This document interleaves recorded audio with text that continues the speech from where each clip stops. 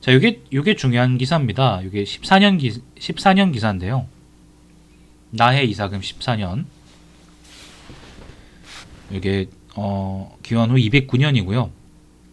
가을 7월에 포상의 8나라가 가라를 침입하려고 하자 가라 왕자가 와서 구원을 요청했다. 왕이 태자, 우로와 이벌찬, 이음에게 명해 6부의 군사를 거느리고 와서 구해주어 8나라의 장군을 공격해 죽이고 포로로 잡혔던 6,000명을 빼앗아 돌려주었다.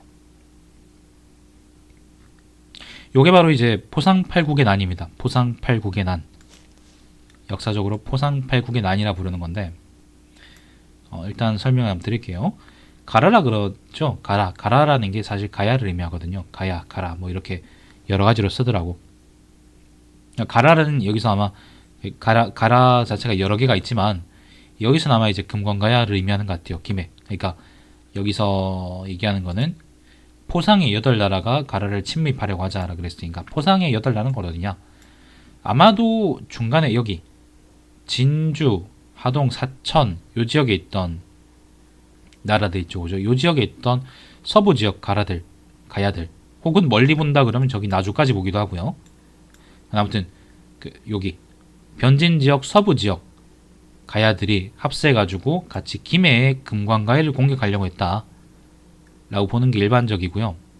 일반적으로 그렇게 보는 것 같아요. 그리고 거기에 대해서 신라가 니들 족가라고 외치면서 김해 금관가야를 도왔다라는 게 요 전쟁이고, 그리고 그 전쟁에서 신라가 이겼다는 거잖아. 그러니까 요거는 어떻게 볼 수 있냐면은 그때 당시까지는 금관가야가 쭉 이제 가야 연맹을 이끌었는데, 그죠? 근데 금관가야가 휘청이는 순간에 뭐 어떤 일 때문에 휘청이는 일이 있었고, 휘청이는 순간에 서부 지역에 있는 가야들이 금관가야의 종주권을 끌어내리기 위해서, 혹은 이제 금관가야의 종주권을 인정하지 않으면서 금관가야하고 이제 서부 가야들 사이에 전쟁이 일어났다. 그죠? 그리고 거기 전쟁에 뭐 일단 뭐 가야들 사이 전쟁이 그럴 수 있지, 그지? 근데 그 전쟁에 신라가 끼어들어가지고 8나라들을 다 깨부수고 금관가야의 체면을 살려줬다라는 거는 신라가 금관가야하고 친한 사이다 라고 볼 수 있고, 그리고 신라가 금관가야보다 국력을 이제 앞질러 가고 있었다라고 볼 수 있는 거고, 그리고 신라 주도하에 경상도 동부, 경상남도 동부 혹은 경상북도 동남부 지역이 확실하게 편제돼 가고 있었다라고 볼 수 있는 거죠.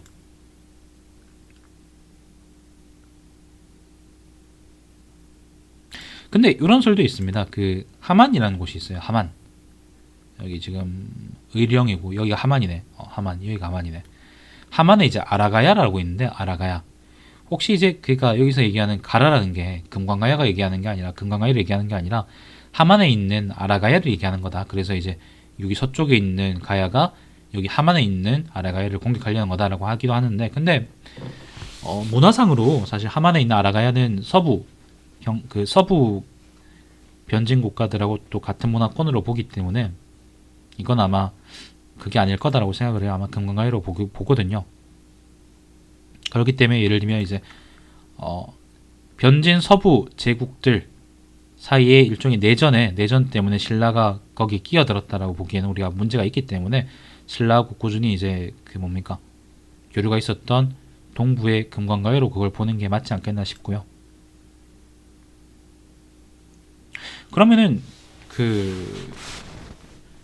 그러면 또 이제 우리가 어떻게 볼 수 있느냐? 그러면 이제 아까 금관가야가 휘청이는 순간에 이제 서부 제가야들이 금관가야를 공격하려고 했다라고 하는 거는 뭐 그렇다 치고, 그러면 도대체 금관가야는 왜 그때 했느냐? 왜 그때 문제가 생겼느냐? 왜 그때 종주권을 잃었느냐라고 물을 수 있는데, 여기 대해서는 이제 정약용이 설명을 해놨어요. 수로왕이 죽으니까 그때까지는 수로왕이 살아 있어가지고 나라를 잘 다스렸는데, 그때 수로왕이 죽고 나서 금관가야의 통치가 무너지고 여기 대해서 이제 서부의 제가야들이 일으킨 반란이 바로 포상팔국의 난이다라고 정약용이 보기도 했습니다. 그렇습니다. 그래서 포상팔국의 난은 요 문자 그대로 이해한다 그러면 동부에 있던, 그러니까 동부, 경상도 동부 지역은, 동남부 지역은 신라 중심으로 재편되고 있고, 그리고 가야 입장에서 본다 그러면 동부에 있던 금관가야가 종주권을 잃고 그 종주권이 이제 서부에 있던 여러 가야들한테 넘어가는 그런 과정이라고 볼 수도 있고요. 뭐 여러 가지 그게 있을 수 있습니다. 아무튼 요 이후로 금관가야는 뭐 쪽을 제대로 못 쓰는 모양이에요. 우리가 이제 교과서에서 배우는 처음에는 금관가야에 있었고 나중에는 대가야로 왔다라고 얘기하는 게 뭐 이런 얘기를 정형화시킨 거라고 보시면 되겠습니다. 대가야가 나오는 것도 나중이죠. 자, 그런데 또 다른 해석도 있어요. 이게 여기서 가라라는 게 아라가야나 아니면 이제 금관가야가 아니라 안라가야다. 안라가라다.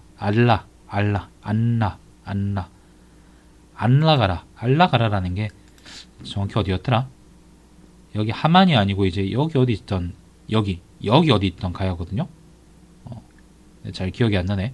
아무튼 알라가라로 본다 그러면 여기 지역에 있던 잠깐 여기였나? 이거 아니지.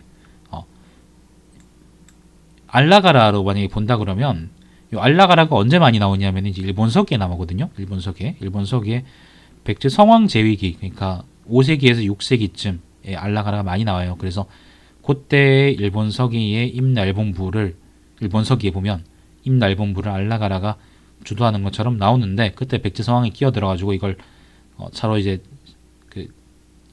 삥 뜯는 걸로 나오거든요. 일본에서. 그래서 혹시 이게 포상팔공의 난이라는 게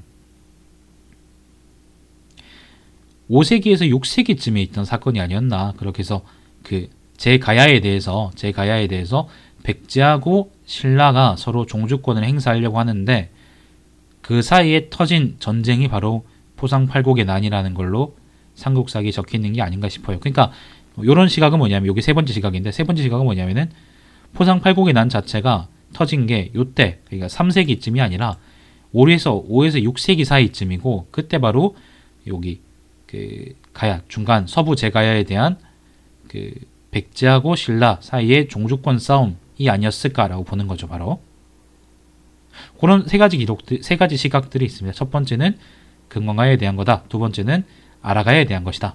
세 번째는 알라가라에 대한 것이다. 이렇게 세 가지 시점이 있으니까 그거를 여러분이 한번 면밀하게 생각해 보시고 재밌게 한번 이해해 보셨으면 좋겠습니다. 여기 바로 포상팔국의 난입니다. 포상팔국의 난.